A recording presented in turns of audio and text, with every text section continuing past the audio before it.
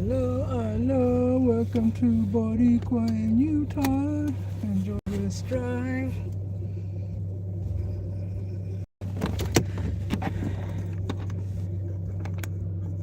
Gonna go to the store really quick.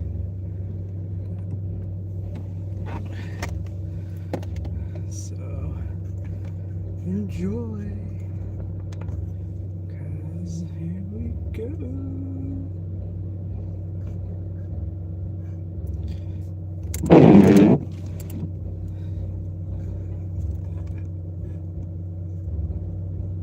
Across the country to investigate some of America's deadliest crimes. We'll explore how these murders are shaped by their unique landscapes, and in turn, how these tragedies have shaped the fabric of these American communities forever. And you can get access to all episodes of American Homicide 100% ad-free and 1 week early through the iHeart True Crime Plus subscription, available exclusively on Apple Podcasts. So don't wait. Head to Apple Podcasts, search for iHeart True Crime Plus, and subscribe today. Dear truckin' awesome. Want more horsepower in the stable? The Tundra iForce Max is all the truck you need with its electrifying twin-turbo V6. Saddle up the Tacoma TRD Pro. Its segment-first performance seats smooth the shocks when things get bumpy. And the Toyota 4Runner tames the trails when nature plays tough. And that signature power rear window? Oh, yes, sir. Toyota trucks. Toyota. Let's go places. Did you know that for around half the people living with generalized myasthenia gravis, or GMG, their disease remains uncontrolled, meaning they can experience debilitating chronic symptoms even if they're on treatment? While everyone living with GMG experiences their condition differently, most people suffer from muscle weakness and fatigue that can make even daily tasks extremely difficult. Some treatments can help ease symptoms. However, they may not address any underlying causes of GMG. UCB believes in addressing the underlying cause of GMG. In fact, we've been committed to improving the health and well-being of people living with neurological conditions like GMG for 30 years. Our work in GMG today is an extension of our commitment to the rare disease community. If your symptoms are not well controlled, it may be time to consider a different treatment. Ask your doctor about GMG treatment options or visit ucbforgmg.com. That's ucbforgmg.com. Welcome to the iHeartRadio and Coast to Coast AM Paranormal Podcast Network. Now get ready for a strange...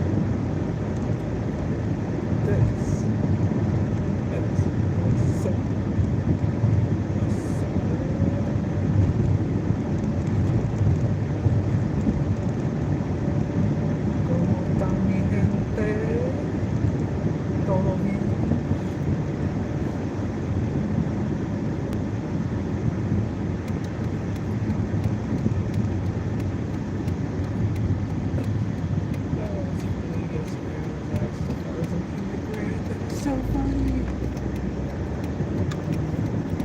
I am. Look at the bright temple. Mormon temple. Has anybody seen a Mormon temple? That's what it looks like. Nice mix. See it from far too.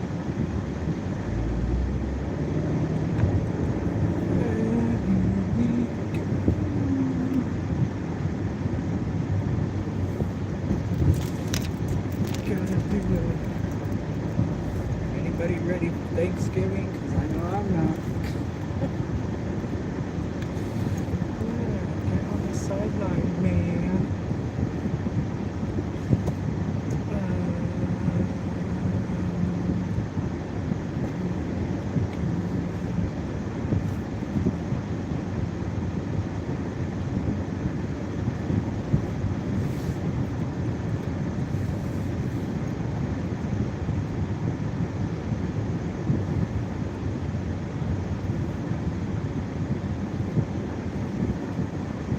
Alright. You wanna, let's see, I'm gonna leave you in here for a second. Let's see, enjoy some Coast to Coast while I'll be back. I will be right back. Don't go in.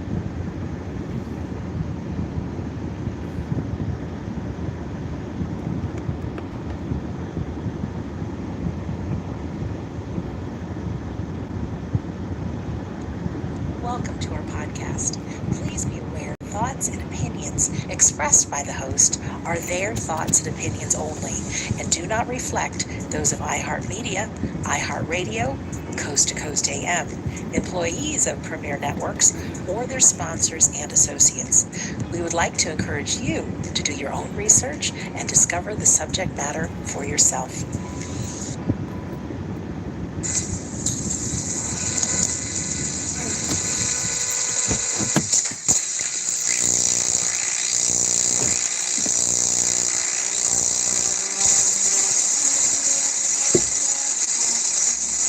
Get ready to be amazed by the Wizard of Weird.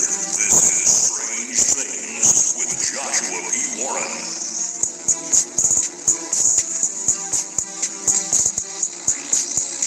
I am Joshua P. Warren, and each week on this show, I'll be bringing you brand new, mind-blowing content, news, exercises, and weird experiments you can do at home, and a lot more.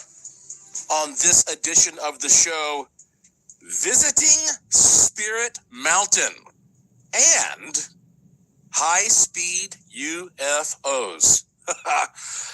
Boy, I got a surprise out of this. I told you recently that I was planning to visit a sacred location that I'd been wanting to visit for a long time. As a matter of fact, about 2 years. That's how busy I am. It's taken me this long to finally get this trip put together, and it was just a day trip. Have you ever heard of Spirit Mountain, Nevada?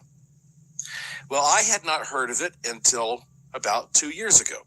I own the Haunted Boulder City Ghost and UFO Tour, which is a walking tour, and Boulder City is a beautiful, quaint, charming little town about 30 minutes away from Las Vegas. And one of the guides for the tour is a man named Alan Goya. We call him Alan Zoltar Goya because he likes to dress up as Zoltar, the fortune teller, when he gives his tours. That's because in little old Boulder City, they make all of those Zoltar machines that you see anywhere you are in the world. There are all kinds of interesting things about Boulder City. But Alan has lived in Boulder City for decades, and he knows a lot about the history of the area. And at one point, we were walking around. He was telling me stories, and he said, well, you know about Spirit Mountain, right? And I said, no, what's that? And he goes, oh, yeah. He says, if you drive, about an hour and a half south of here, there is this grand mountain. And he said, all of the Native Americans around here say that it is basically a portal, and this is the place from which all life emerged. However long ago that was, thousands and thousands, some would say millions of years ago, who knows? But however long ago, all life emerged from this one spot. It is the most sacred spot in the universe to them.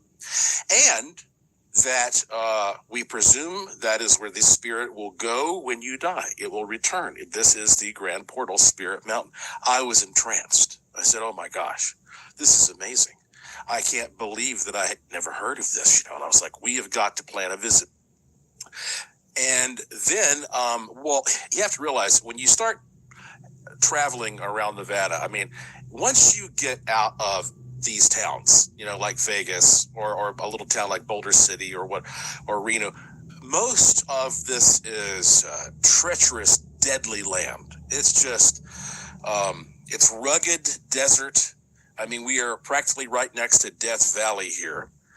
And you often do not have a cell phone signal, and you really need a reliable vehicle, and you need a lot of resources in case you break down somewhere or something disastrous happens. You don't just haphazardly jump into a car and take a casual road trip out into the desert. So we started planning that I would rent a large SUV, and that Lauren and I would go with him and Nick Weird, who also guides the tour, and our friend Jason Sirachi, who of course does the Vegas UFO Skywatches.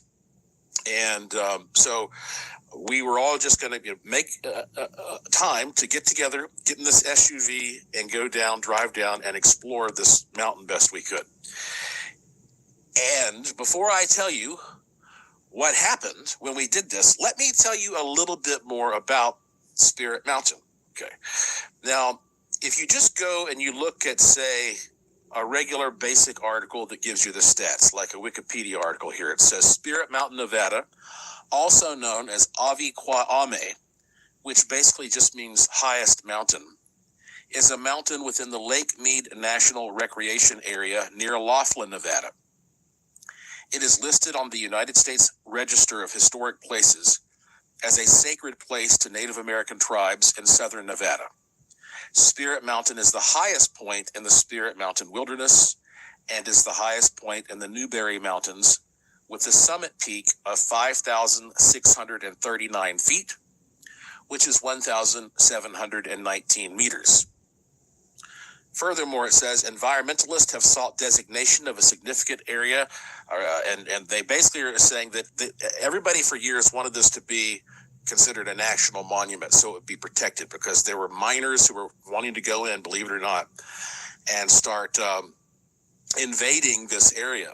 And so there was a big battle to keep this protected. And finally, it was established as a national monument just last year, on March 21st of 2023. And it's so this is historic federally protected land now, and that's wonderful. There's really nothing there, though. I mean, honestly, this is just, you go down a long dirt road for a long time, and then finally you're at the base of this huge mountain. But I'll get to the experience of being next to Spirit Mountain in a minute. But to really make sure that I sort of had the fuller context of what the real story was here, I wanted to dig into some authentic Native American literature. And I didn't find a lot of in-depth stuff just by doing internet searches. So I knew that I had to take this much more seriously than that. So I started contacting people with various tribes. And by the way, it says here that Spirit Mountain is the center of creation for all human-speaking tribes. Human is spelled Y-U-M-A-N, human-speaking tribes. So if you don't know what that means, it says here, Yuma is the native language of the people of southeastern California and southwestern Arizona and the lower Colorado River Valley and Sonoran Desert. And so we're talking about a number of tribes here that all spoke this language, the human language, and that's what sort of united them. So I started contacting people with tribes, and I think I contacted the library at one of the Mojave areas there. And I guess this was probably, I can't remember. I've contacted a lot of people, but I contacted one of the official tribal libraries. I believe it was the Mojave, and I talked to a librarian on the phone, and I told her, I said, I really want to know what I need to do to truly understand the history and the legacy of this sacred place. And she said, well, there is a book. She says, it's hard to find. She said, it's called Spirit Mountain, an anthology of human story and song, published in 1984 by a small press. She said, that is the one that I would recommend. So she was right. I started looking around, and it was hard to find this book. I finally did locate it somewhere on the internet, and I paid a lot of money, but it was worth it. And when this book arrived, I have it in my hands right now. It's a large book, and it's laid out horizontally. So it's shaped like a rectangle, but it's horizontal, and it's like 350 pages, big, thick, floppy book. And Spirit Mountain, an anthology of human story and song. It was published in 1984, and it was published by Sun Tracks and the University of Arizona Press in Tucson, Arizona. So you can see why it was kind of hard to find. This is, university publication. And this was put together by Leanne Hinton and Lucille J. Watahamiji. And it was put together in a very interesting way. First off, let me just say, when I got this book and I opened it up, the first thing that surprised me is that on the title page, both of these ladies who put this book together had inscribed this book and signed it. And one of the inscriptions says, it looks like they're writing to somebody named Anise, and it says, it's been a joy having you in the classroom, blah, blah, blah. Keep up the good work. So I actually have a signed copy of this, signed by both of the editors. It's amazing. And when you start looking through this, it's laid out in a really interesting way. And some of the stories in here caught my attention.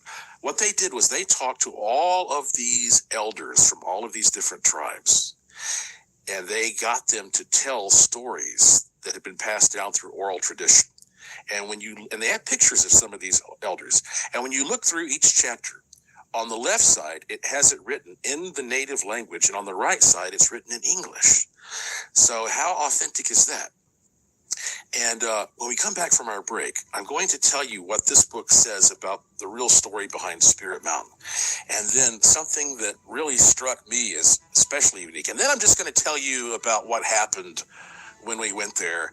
And I had no idea that my trip there would end up making international news. Yeah. You know what? Do you like this show? Do you want me to keep doing it? Because if so, you need to support the show. And it's easy to do that. Go to joshuapwarren.com, click the link to the Curiosity Shop, and just buy something cool for yourself. Treat yourself. Or better yet, buy something cool for a loved one. Because the stuff there is not stuff you're going to be able to find on Amazon or at Walmart or whatever. I mean, I have a lot of unique, proprietary, exclusive stuff that's made in very limited batches. It's the only place to get most of it. Right there in the Curiosity Shop at joshuapwarren.com. Buy something cool, made in America, and you're going to support the show and keep us going here. joshuapwarren.com. And also, at the very least, sign up for my free e-newsletter. It's right there on the homepage. Takes you 2 seconds. Put your email address in there, hit the submit button, and you'll get an automated email from me with links to some free online gifts, including a good luck charm. joshuapwarren.com. That's me. And you're listening to Strange Things on the iHeartRadio and Coast to Coast AM Paranormal Podcast Network. And I will be right back.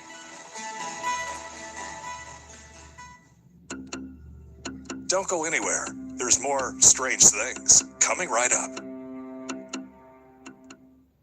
These days, being an adult can feel more overwhelming than it does fun. Any kids out there willing to trade places? No? Worth a shot.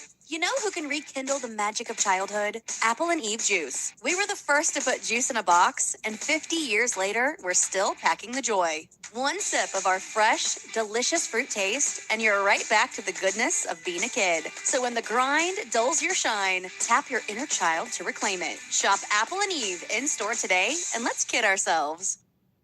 Looking for a mortgage, credit card, or auto loan? Then you should know your FICO score. Did you know 90% of top lenders use FICO scores? Visit myfico.com/free today to get your FICO score for free.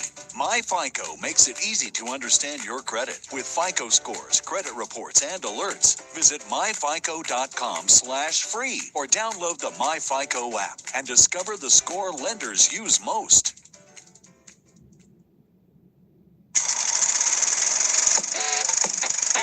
Hey, the Coast to Coast AM YouTube channel is waiting for you now. Go to coasttocoastam.com for more information. Hi, this is George Norrie, and you're listening to the new iHeartRadio and Coast to Coast AM Paranormal Podcast Network. Now let's get back to Strange Things with Joshua P. Warren.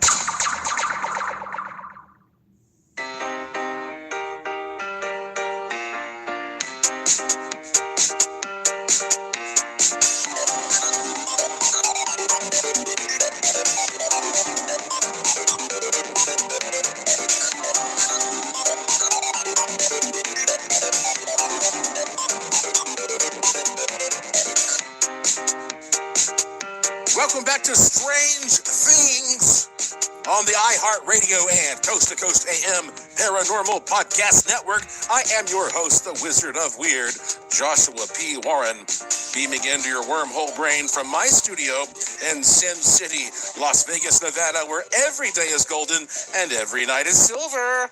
Agitato Zume. And I just should say right up front now, you have to forgive me if I mispronounce some of these Native American names and terms. I'm certainly not an expert in that arena. I'm just a guy with a microphone doing my best here. In this book called Spirit Mountain, an anthology of human story and song, the editors start out here with an introduction. And I think that this summarizes it quite well, this one paragraph from the introduction. Spirit Mountain represents the beginning. It rises from the desert floor at the Colorado River near what is now Davis Dam, capped by white granite bluffs dwarfing other landmarks. At its base, inhabitants, long since gone, have left behind a rich legacy of petroglyphs as an account of human origins. Versions of the name Wikame, the highest mountain range, are known to exist in Hulapai, Havasupai, Mojave, Diagueno, Maricopa, and Paipai. It is known as a sacred place to all the tribes. Human oral tradition names Spirit Mountain as the source of human emergence from the earth.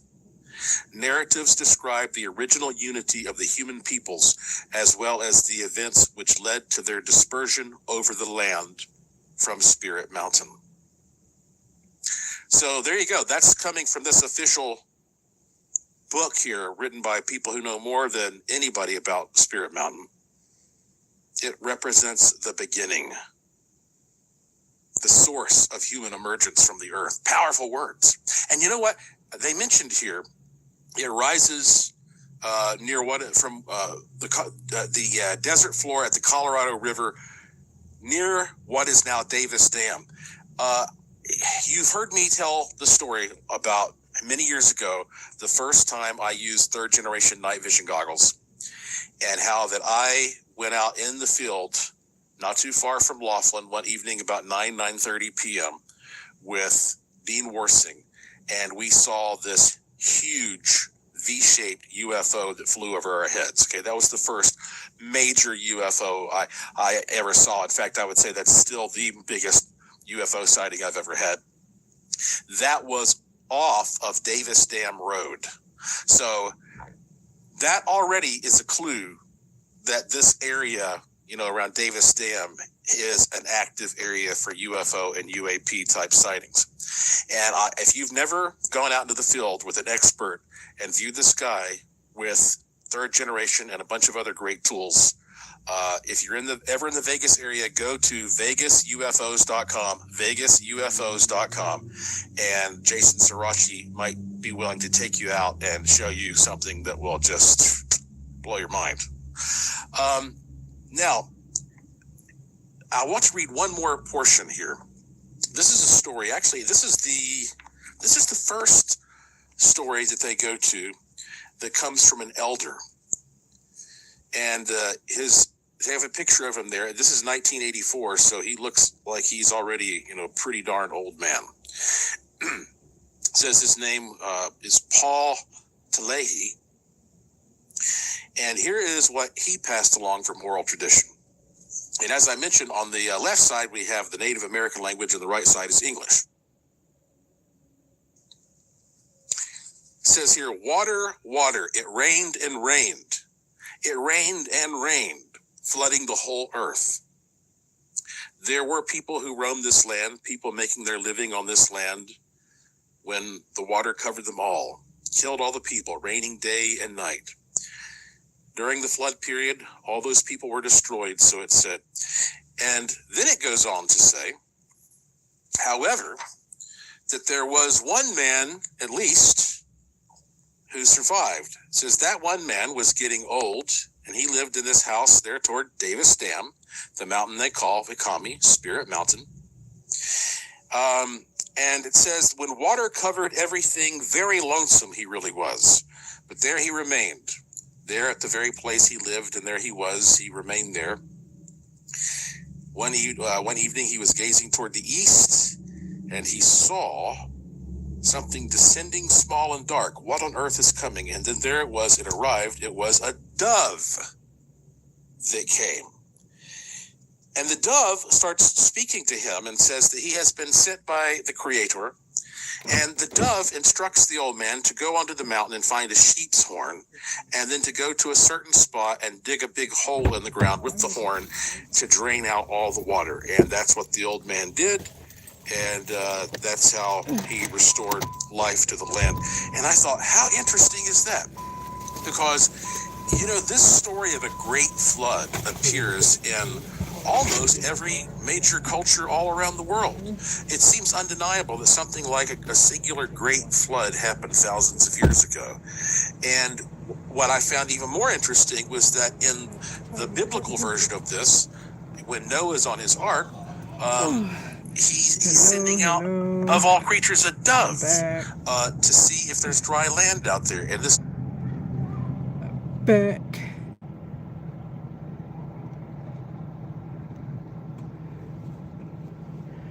Is at the store.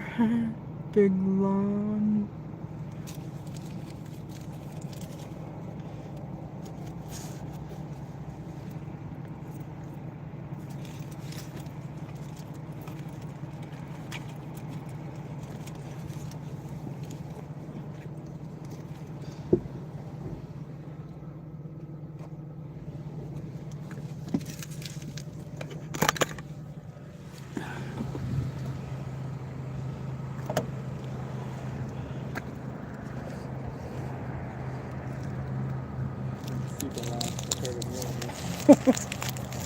Guess it's too heavy. Yeah, I guess 2 pints of water is heavy enough.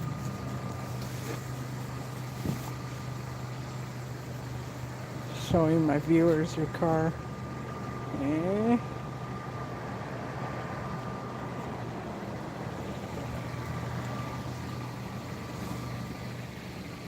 Eh? Eh?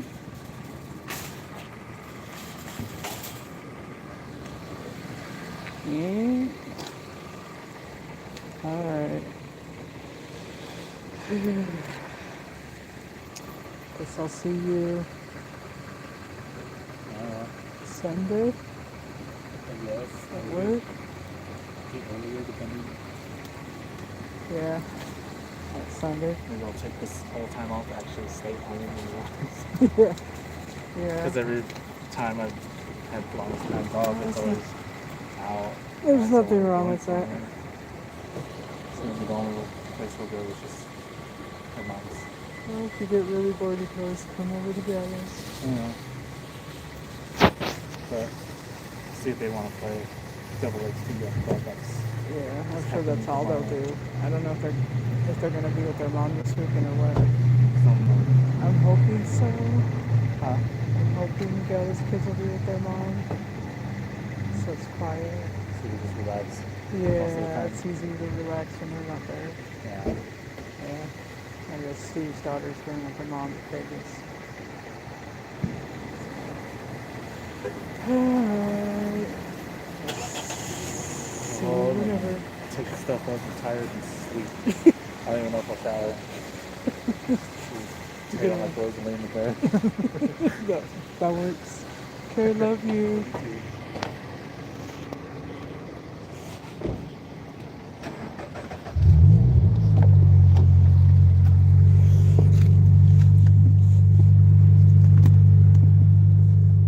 Alright. Let's get ready to rumble. Kidding. Nothing really. Hello. Just went to the store really quick. Wasn't trying to take long.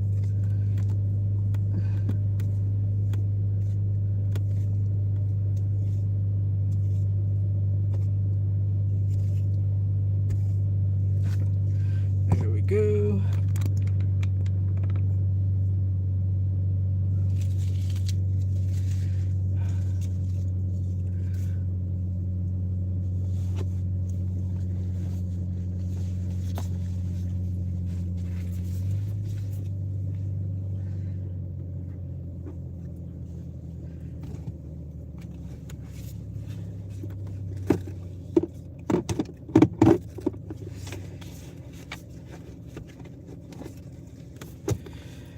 Alright. Ready for a drive?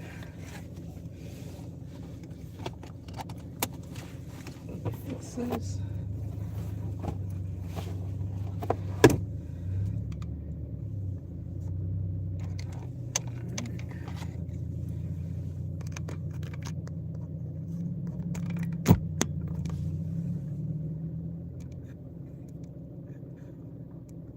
Dove is helping him to find dry land. And so I don't know which came first, if this story came first, or if the one in the Bible, or if one inspired the other. But I just thought that was really interesting that we have two completely separate cultures in different parts of the world, and they both talk about this flood thing involving a guy and a dove and all that. So fascinating book if you ever get your hands on a copy of it.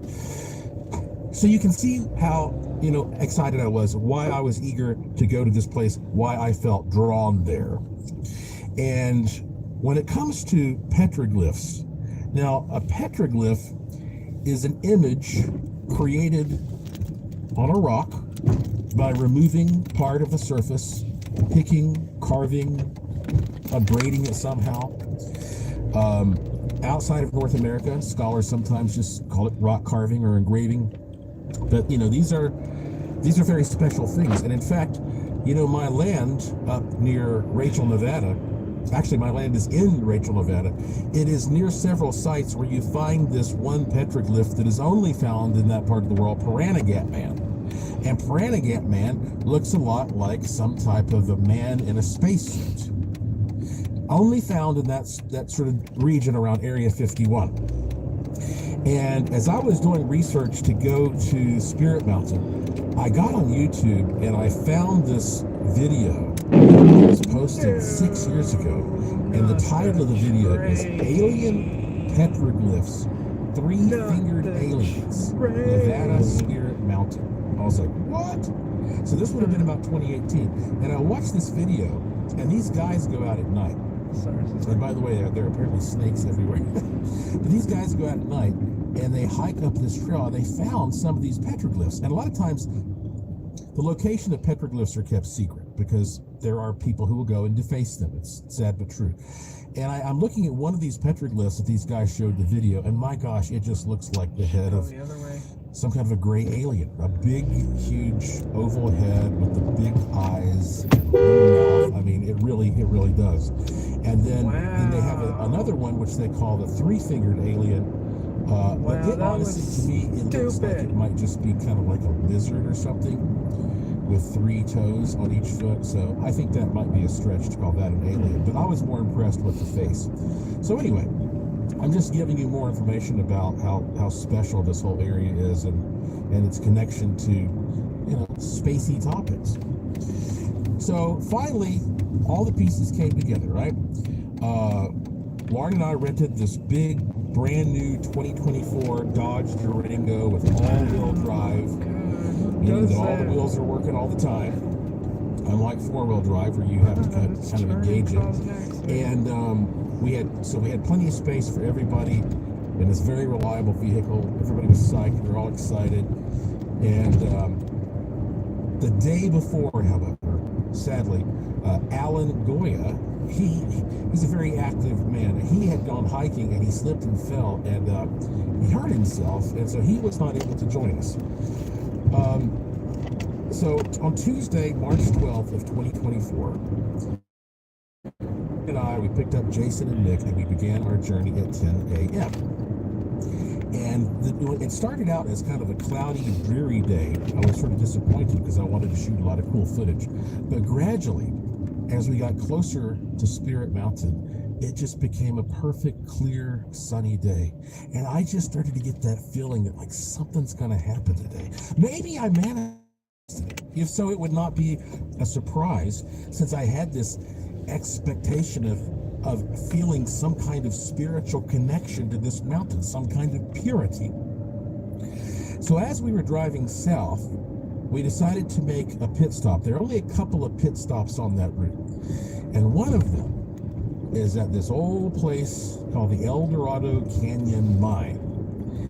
And you have to turn off the main highway and you drive about 15 minutes or so down this road until you finally get to this old mine. When we come back from the break, I'm going to tell you what we discovered at the mine. I was not expecting to find anything supernatural there, but what can I say? It's, wherever I go, the supernatural goes, right? When the going gets weird, the weird go pro. And I just stumbled into something pretty bizarre there. And then other interesting things started happening before we even got to Spirit Mountain. Stay tuned. I'll give you the rest of the story in a few moments. I'm Joshua P. Warren. You're listening to Strange Things on the iHeartRadio and Coast to Coast AM Paranormal Podcast Network. And I will be back after these important messages.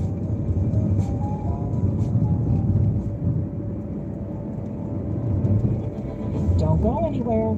There's more Joshua P. Warren and Strange Things coming right up. The Coast to Coast AM mobile app is here and waiting for you right now. With the app, you can hear classic shows from the past 7 years, listen to the current live show, and get access to the Art Bell Vault where you can listen to uninterrupted audio. So head on over to the coasttocoastam.com website. We have a handy video guide to help you get the most out of your mobile app usage. All the info is waiting for you now at coasttocoastam.com. That's coasttocoastam.com.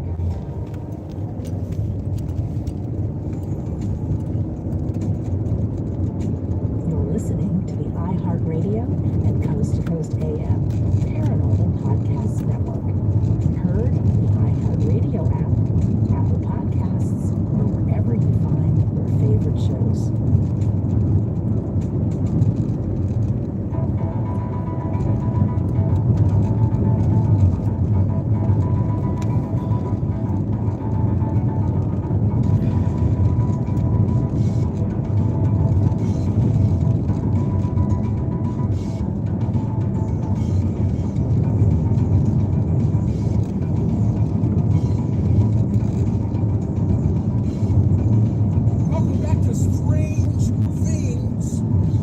iHeartRadio and Coast to Coast AM Paranormal Podcast Network. I'm your host, Joshua P. Warren, and this is the show where the unusual becomes usual. When you're driving south from Boulder City, Nevada, headed toward Spirit Mountain, along the way, you have the opportunity to turn off and drive about 15 minutes down this road. It turns into quite a scenic drive, actually. Yeah, so I like my drive to work. El Dorado Canyon Mine, established in 1861, right at the start of the American Civil War. It says here on their website, El Dorado Canyon Mine Tours is based there.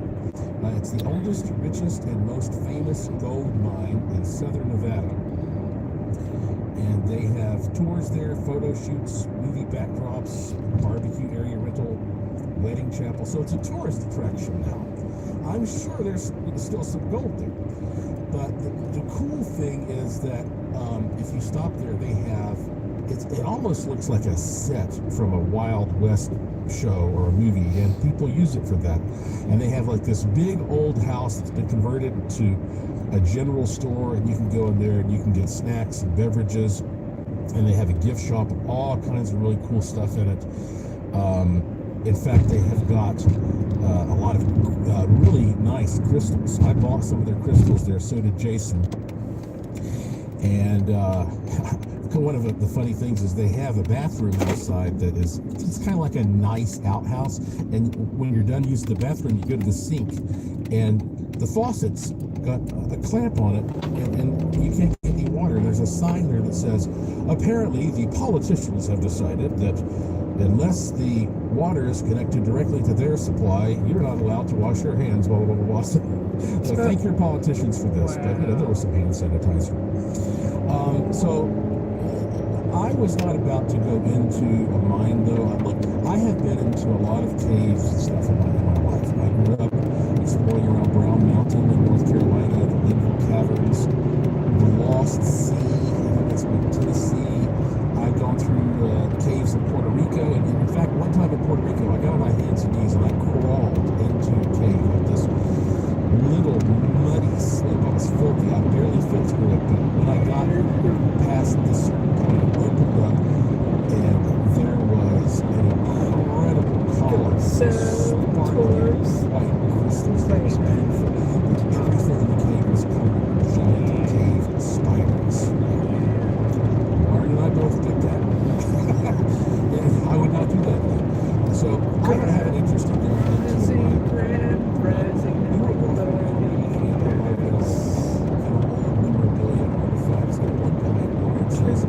Did you see this? And I look over, and here they have posted this picture of this terrible looking creature. It says, and this looks like a big, black, wolfish creature with glowing eyes, white sharp fangs, back hunched. And it says, these dogs were abandoned by miners over 100 years ago. Believed to live in abandoned mines scattered throughout the canyon. They are nocturnal, seldom seen in the daytime. A wide range of sizes, up to 70 pounds. They generally stay dormant up to 2 weeks, and when they do emerge, they hunt in packs of 2 to 10 dogs. Since they stay underground for long periods of time, light hurts their eyes. And they just keep giving all these details about it. They have short, wiry hair, patches of hair missing. Coyotes tend to be scarce in El Dorado Canyon. And anyway, it says, if one is shot or killed, the pack will devour its own. Nothing will be left of it. Not known to confront large groups of people, and generally attacks the smallest person in the group, if it happens. So, that's pretty cool. So there are these hell dogs. I've never heard of this one. Near Spirit Mountain, haunting this old gold mining town. So anyway, that was a really cool stop, and we enjoyed that tremendously. Then our very last stop, as we continue to Spirit Mountain, is this town called Searchlight. And there are a few little restaurants and gas stations and a couple of casinos there. And And what was really interesting, Jason, he almost exclusively eats pizza. So he was like, I'm hungry, we gotta find some pizza. And so there was like this one casino in this little town called Searchlight that had pizza. So we went in there. We actually ended up hitting both the casinos because we went to the first one, they didn't have pizza, and then we went to the second one, they did. And by casino, I mean, these are very small casinos. But they still had like the big regular games that you find in Las Vegas. And you know what? I gamble all the time, but Jason and Nick do not. And while we were waiting on the pizza, I went up to a mummy game, and I think I put $20 in it, and within 10 seconds I'd won $200. Cashed that out because I got a bonus. And then after that, Jason, he sat down at a Buddha machine, and he hit a bonus, and he came out with a lot of money. And then Nick sat down at another machine, he hit a bonus. And then Lauren sat down at another machine, and she got a bonus. We were there for a short period of time, and all of us got a bonus. And I thought, boy, this is feeling good. I like the way that the energy is flowing on this trip today. So anyway, after we got the pizza and stuff, we headed on down. Finally, we got to the spot where you turn off the road onto a dirt road heading towards Spirit Mountain. You're driving like 30 minutes down this dirt road. And let me just tell you, the sky, it just became so beautiful. It just turned into a perfect day.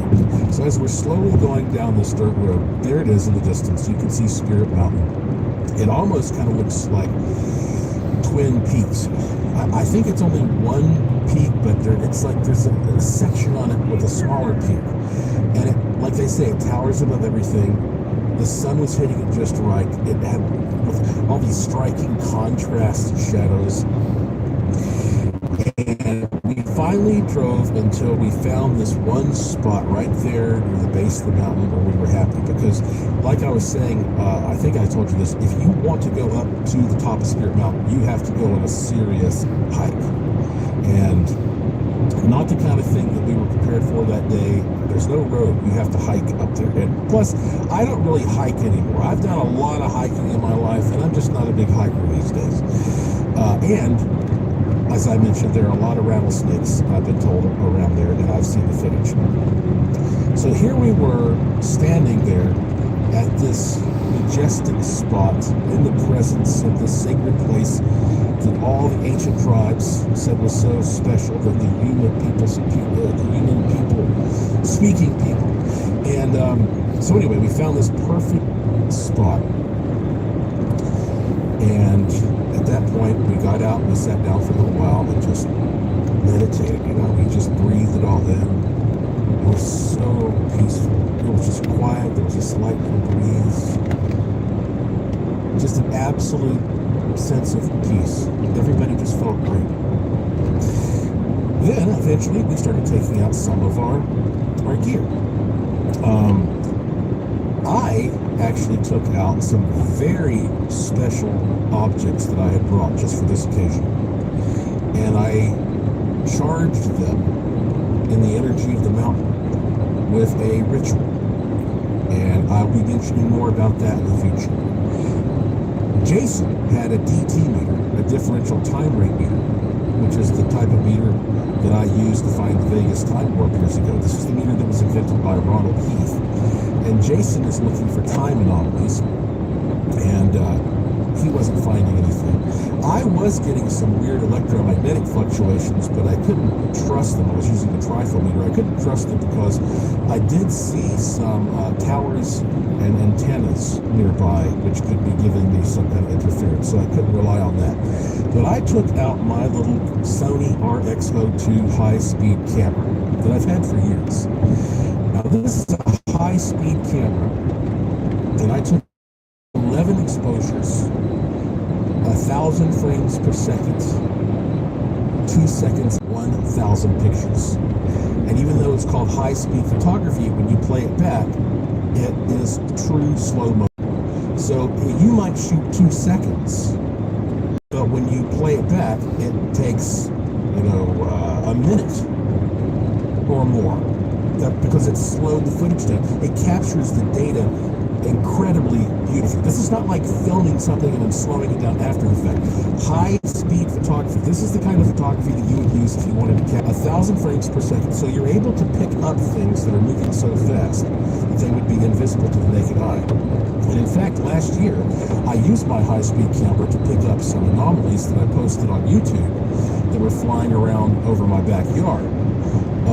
And what you have to understand is that when you're out there filming like this, I mean, again, you cannot see anything with the naked eye, but pilots are saying that these things, these UFOs, these UAP, can travel over 1,000 miles per hour. And you know what? My house in Las Vegas is less than 100 miles as the crow flies from Area 51. And so if a craft were flying 1,000 miles per hour, it could go from Area 51 and be over my house in 5 seconds. That's the kind of speed we're talking about. When we come back, I will tell you, if you don't know already, what I captured that day using my high-speed camera flying in the sky above Spirit Mountain. And boy, did it start a ruckus. I'm Joshua P. Warren. You're listening to Strange Things on the iHeartRadio and Coast to Coast AM Paranormal Podcast Network. And I will be right back.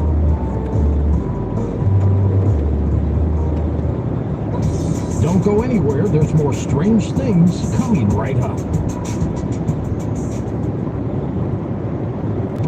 My name is Mark Robbins, president of ParanormalDate.com. Over 5 years ago, George Norrie approached me with a unique concept, a dating site for people searching for someone with interests in UFOs, ghosts, Bigfoot, conspiracy theories, and the paranormal. From that, ParanormalDate.com was born. It's a unique site for unique people, and it's free to join to look around. If you want to upgrade and enjoy more of our great features, use promo code GEORGE for a great discount. So check it out. You got nothing to lose. ParanormalDate.com.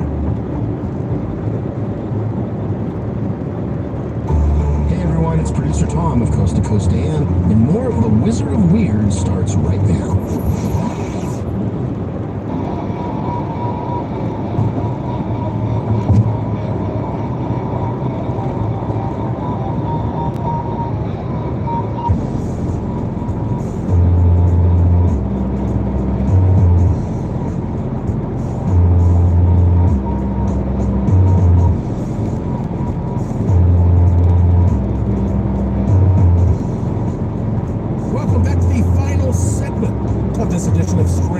Things on the iHeartRadio and Coast to Coast AM Paranormal Podcast Network. I am your host, Joshua P. Warren. And after we finished taking some readings and I finished my pictures, finished my ritual, charging these special objects I'll tell you about a little later, we just felt fantastic. And so finally we decided to head back. We drove back to Boulder City and we had dinner at one of my favorite restaurants there, Fox Smokehouse Barbecue. Loved it. Lauren and I had these gigantic baked potatoes with all this barbecue on them. You know, Nevada is next to Idaho, so they must get them straight from Idaho. Well, that evening we started dropping off Nick and Jason at their houses, and guess what? All of a sudden, the car, the Dodge Durango, the SUV, the brand SUV that we rented, began to misfunction or to malfunction. There's this main computerized display behind the steering wheel there that shows your speed, which is pretty important to know, and it just went blank. And we couldn't figure out what was going on. And it reminded me of a similar experience I had a long time ago. I went to Brown Mountain one night. And Brown Mountain, North Carolina. And the next morning, my car and Lauren's car woke me up because both of their horns were just blaring out in the driveway. Nobody was near cars. And this is not like that. See Jimmy. So it's like like an old mechanical car. Weird things happen to cars sometimes after you visit portal locations. Well, anyway, that started looking over my footage, and oh my gosh, I'll let something out right now. A lot of people don't like this word UAP, and UAP actually stands for unexplained anomalous phenomenon. And let's see, no, I'm sorry, even I got unidentified, that's what it is. Unidentified anomalous phenomenon. And a UFO is an unidentified flying object. I do kind of understand why that UAP might be more appropriate in some cases, because object means it's something solid, and phenomenon means it could be something like an optical illusion, or maybe something that's not so solid. Yes. But another thing is, oddly enough, the word phenomenon is singular. And it's like saying, I have a case here. That's a singular thing. Phenomena is plural. So that's like saying, I have cases here. And so you actually could say, there is a UAP if you're talking singular, or you could say there are UAP if you wanted to use it plural. I'm getting into grammar police territory, but that's just something interesting. If you start talking about UFOs and UAPs, you might want to keep that in mind. Also, UFOs doesn't have an apostrophe S, it's just the S. I got off on a sidetrack there. You can see I used to be an editor. All right. I start playing these clips, and lo and behold, here is this object, this silvery object that seems to be pulsing, and it's zipping across the sky at an incredible speed in multiple videos from different perspectives.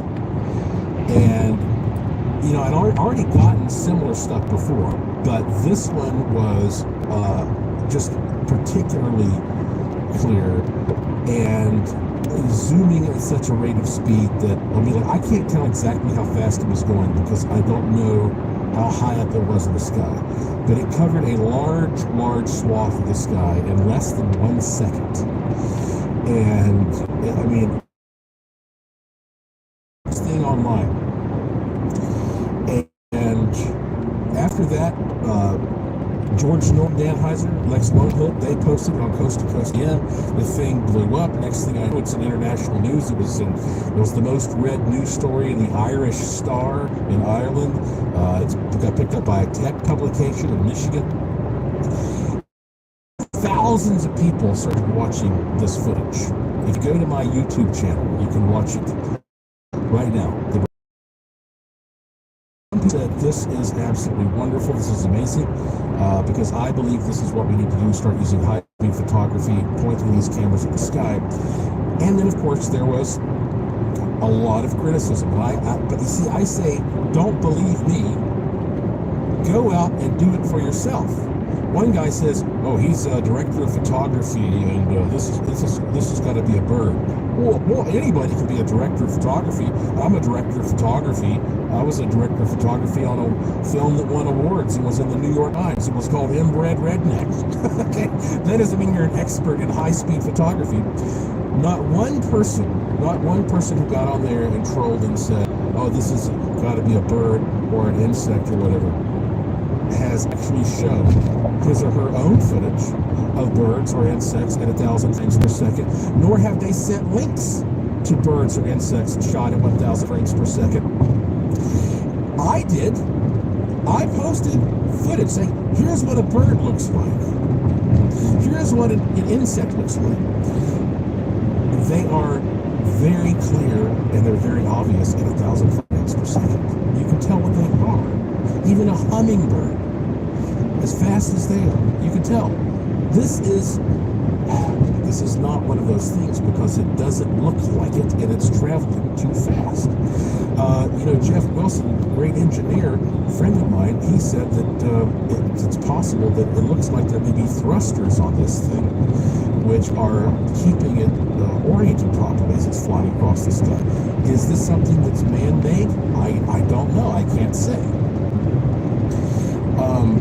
But when I posted this stuff online, you know, okay, let's say these things were super close to the camera, so it looked like they were going faster than they were. Well, then fine. Then they would have been even more clear in detail.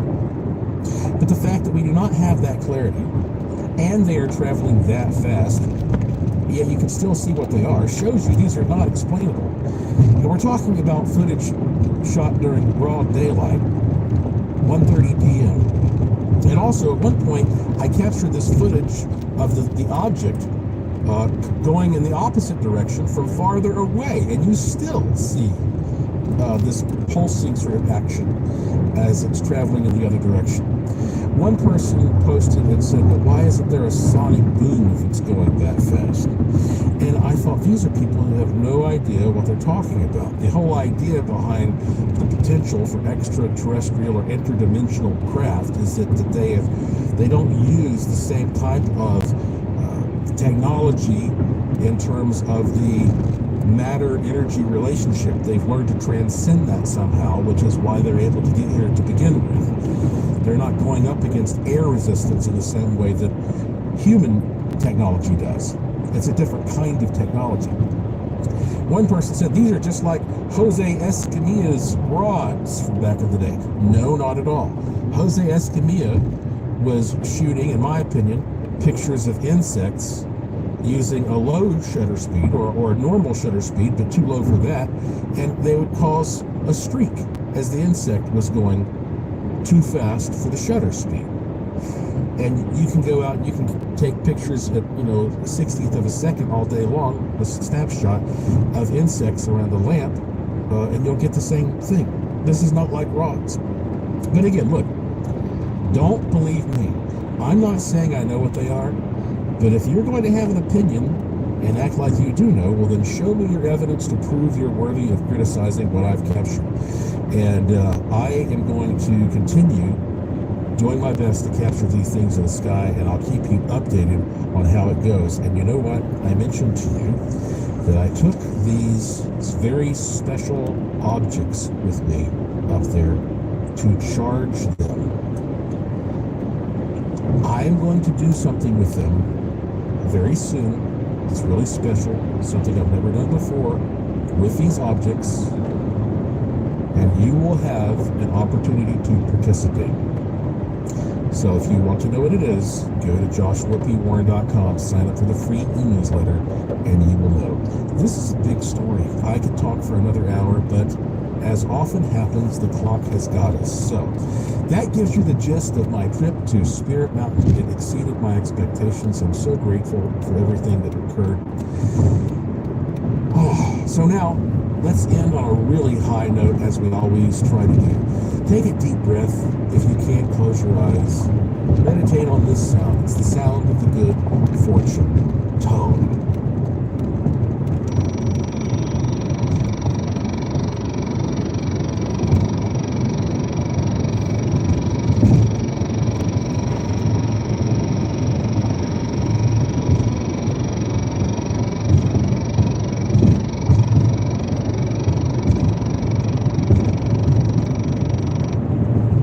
That's it for this edition of the show. Follow me on Twitter at Joshua P. Warren. Plus, visit joshuapwarren.com to sign up for my free e-newsletter to receive a free instant gift, and check out the cool stuff in the Curiosity Shop, all at joshuapwarren.com. I have a fun one lined up for you next time, I promise. So please tell all your friends to subscribe to this show, and to always remember the golden rule. Thank you for listening. Thank you for your interest and support. Thank you for staying curious. And I will talk to you again soon. You've been listening to Strange Things on the iHeartRadio and Coast to Coast AM Paranormal Podcast Network.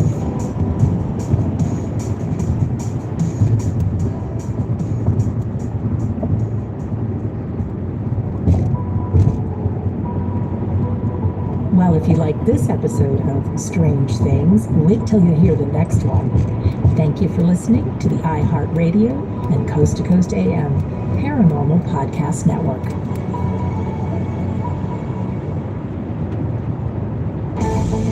Welcome to the iHeartRadio and Coast to Coast AM Paranormal Podcast Network. Now get ready for Strange Things with Joshua P. Warren. Welcome to our podcast. Opinions expressed by the their thoughts and opinions only and do not reflect those of iHeartMedia, iHeartRadio, Coast to Coast AM, employees of Premier Networks, or their sponsors and associates. We would like to encourage you to do your own research and discover the subject matter for yourself.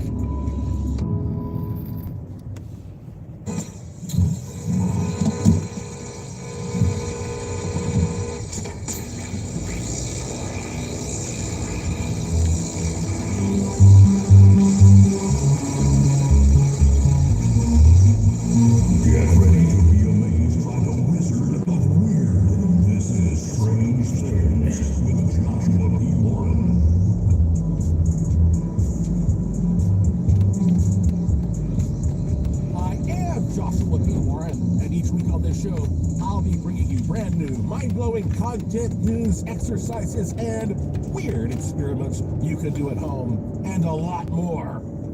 On this edition of the show, can numerology make you rich and happy? What is the truth about numerology?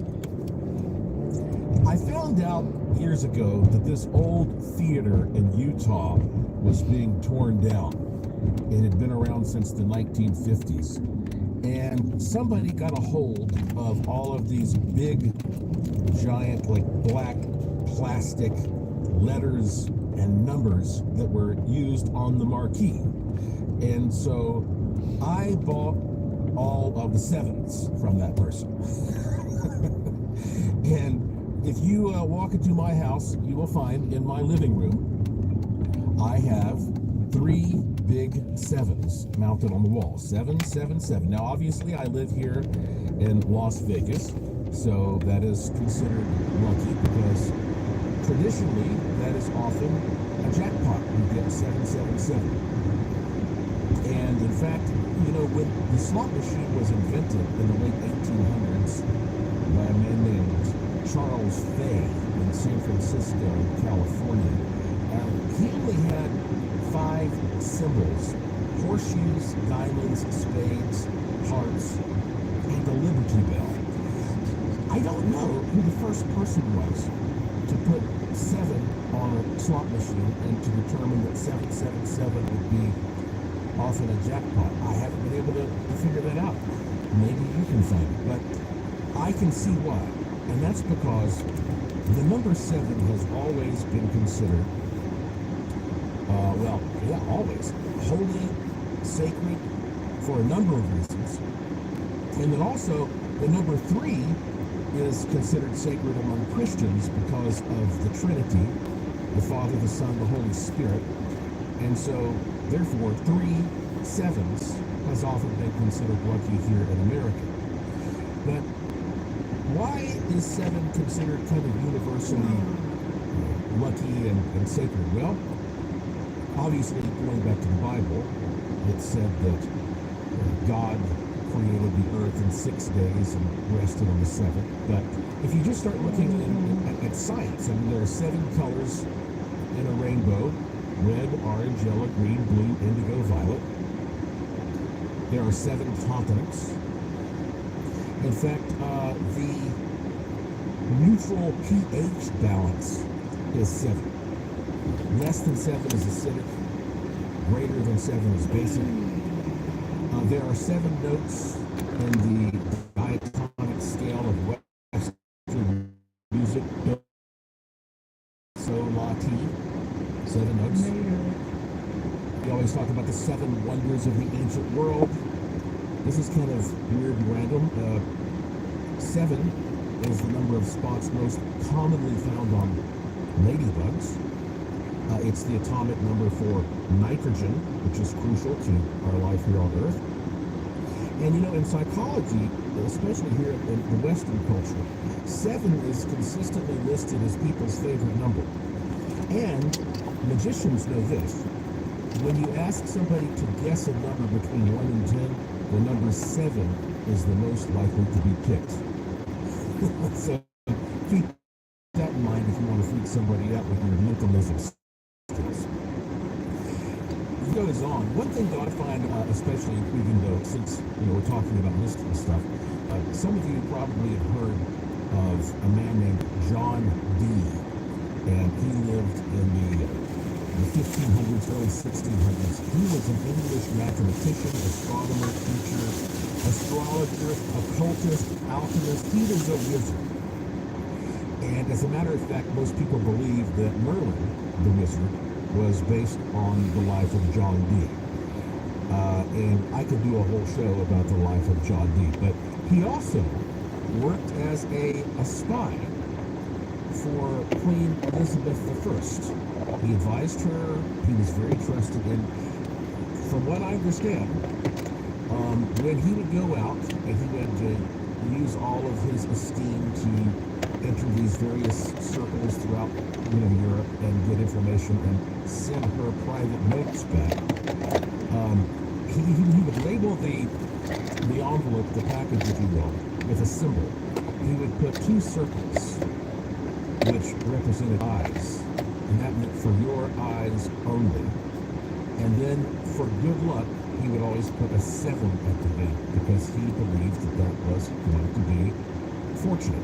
Anytime you can incorporate 7, you should do it, and that is where 007 comes from.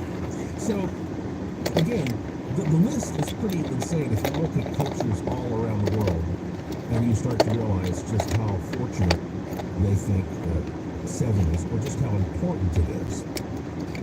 And then, of course, you may have also heard that something like the number 8 represents great abundance, because 8 is really just an infinite loop. In fact, in photography, if you have a sideways 8, that represents infinity. And the idea of abundance is that you have a never-ending supply of good things coming to you. But you have to also feed it, you have to give back. You must give to receive. And so 8 becomes infinite abundance. And for years, I've carried a number 8 in my wallet. And if you have never done that before, give it a shot. Just